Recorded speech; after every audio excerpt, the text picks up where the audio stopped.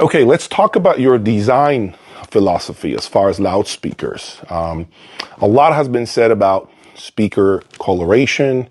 Some speakers have a certain type of sound, and others that are absolutely colorless. They have no soul, or they have absolutely no sound signature. They are simply about the facts. What is your take on that? What is your take with regards to speakers that have a coloration, whether it is because they use paper drivers, and some say paper drivers tend to be more musical, or maybe they use a ribbon tweeter. What is your design philosophy? Which way do you lean, and why?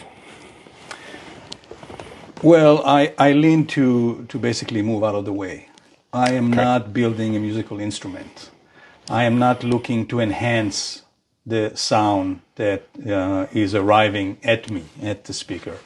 I am trying to move out of the way, to transfer the electrical energy that is coming the speaker way, to transfer it to a mechanical energy with the least amount of losses possible. Sounds like, well, that's probably what everybody is trying to do. I mean, why would you want to add sound to the signal that it's you're trying to reproduce? And I don't really think people are trying to add sound. However, because of the way speakers are built, that sound, that signature, that coloration is sneaking in almost in any step of the way, or can sneak in at every step of the way. And it's a daunting task to try to remove that. It really starts at the beginning. It's how the drivers are made, how they perform, how they're attached to the enclosure, how is the enclosure built, crossover parts, crossover topologies. I mean, it goes on and on and on and on. On every step of the way, you have the opportunity to introduce coloration, something that is not there to begin with. And my goal as a designer to try and remove those sneaky alleys away from the design as much as possible.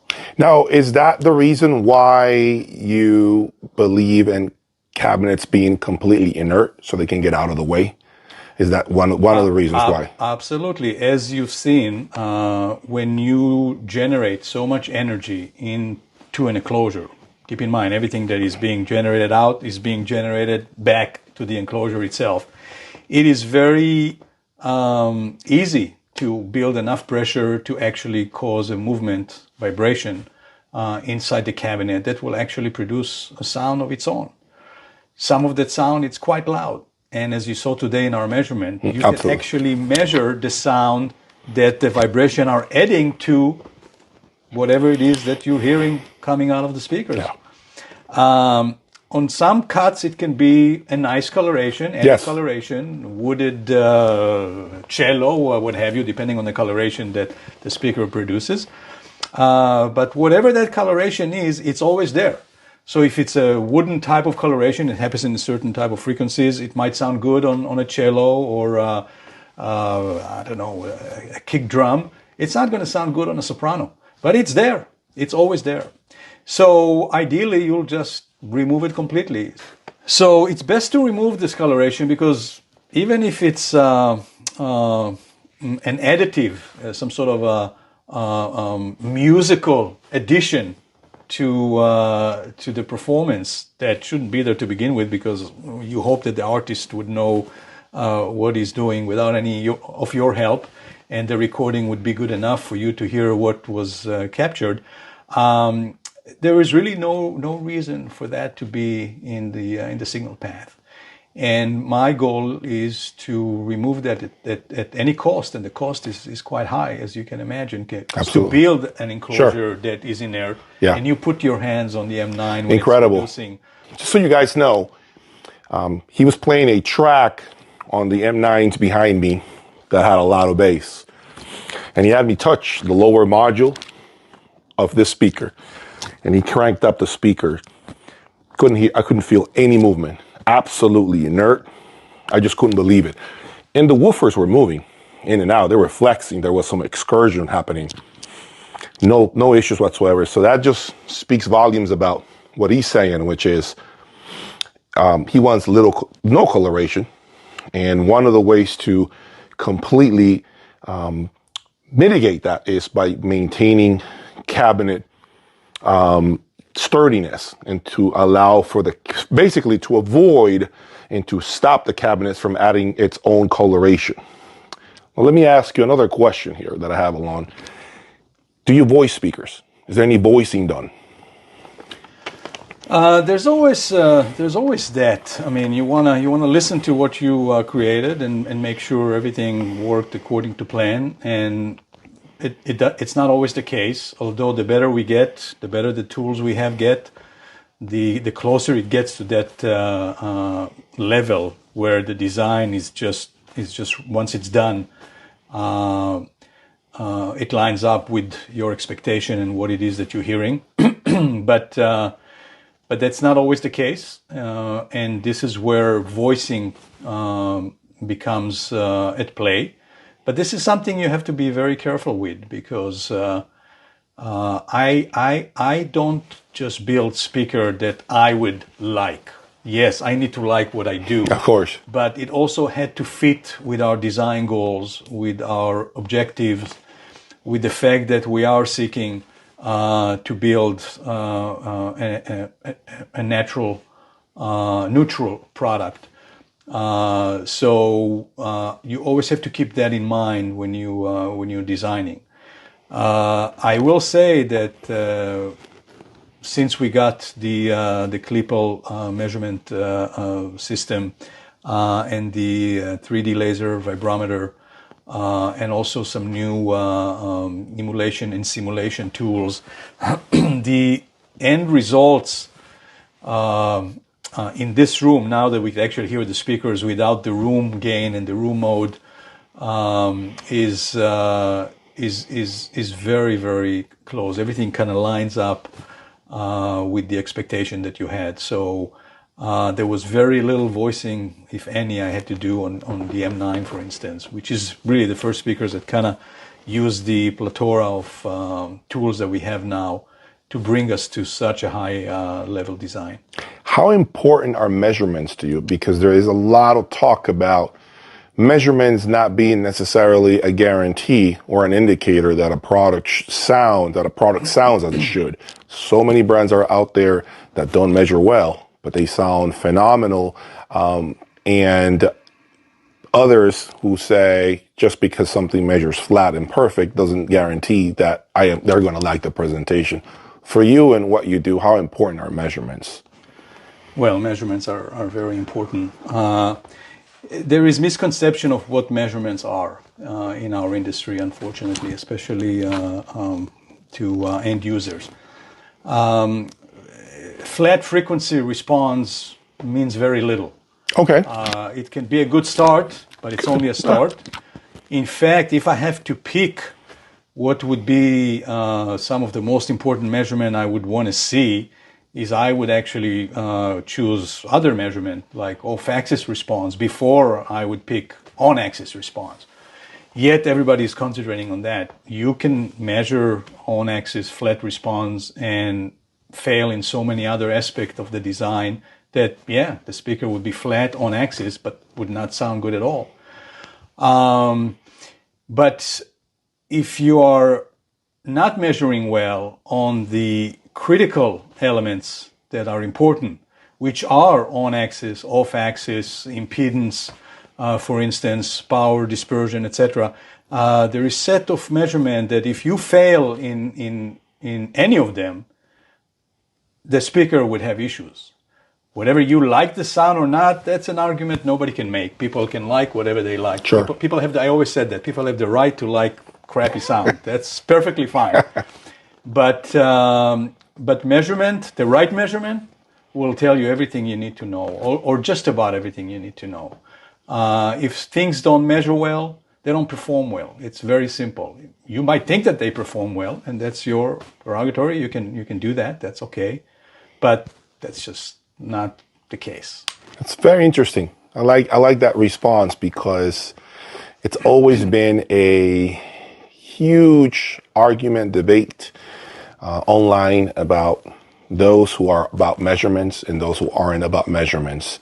But to hear you articulate it like this definitely, I think, showcases your take, and obviously the way you feel really comes through your speakers and what you're doing. There's another question circling around. Actually, this is a question that's coming from me. This question is about tweeters. I think you've basically have been utilizing Beryllium Tweeter for the last what, decade at least? 10 years? Yeah. Right? Have you at any point consider trying a different tweeter, diamond, plasma, ribbon? And if you have, what happened with those efforts? If you saw my driver museum, you would realize that I tried everything on under this sun and other suns as well. So yes, we have played with, tried, and actually built speakers with different type of tweeters as well. So the answer is yes. We consider other tweeters. We try other tweeters.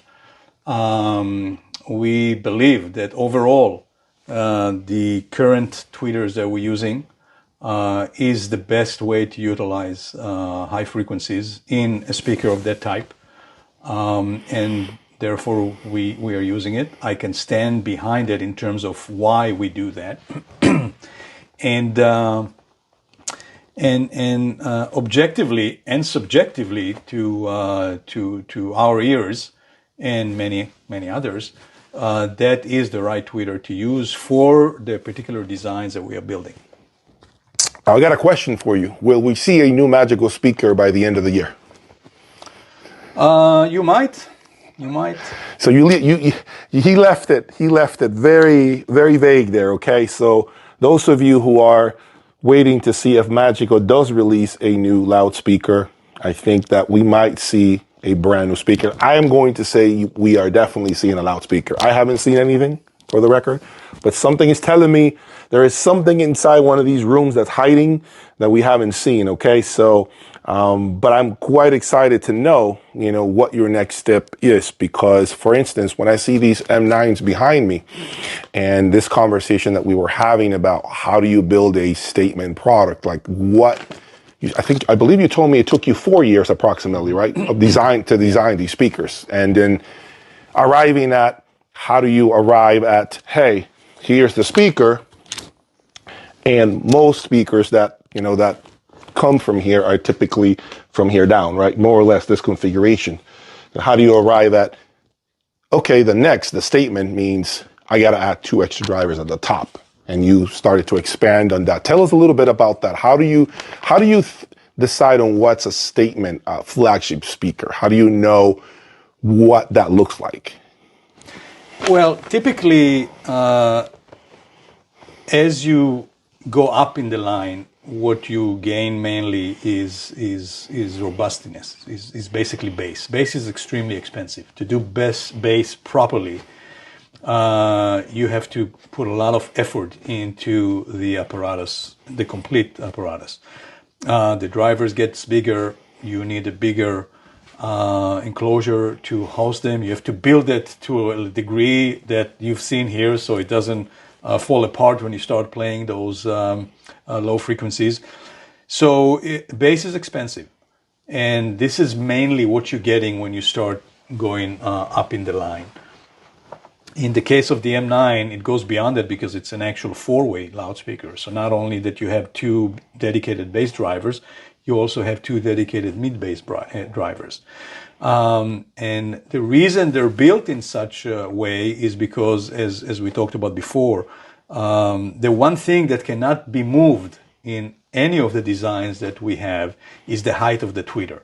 A proper design should have a tweeter at ear level. There is no but, if, or any. It's physics, and we can go into and explaining why that is the case. And by the way, we have it on our website, on articles that we wrote about why we do the thing we do. Mm-hmm. We talk a lot about why a point source tweeter should be on ear level, should be parallel to the listener. So this kind of dictates the real estate we can put below and above the speaker. Also, the next driver up or down has to be the mid-range. They have to be close together because of the length of the frequencies they're covering.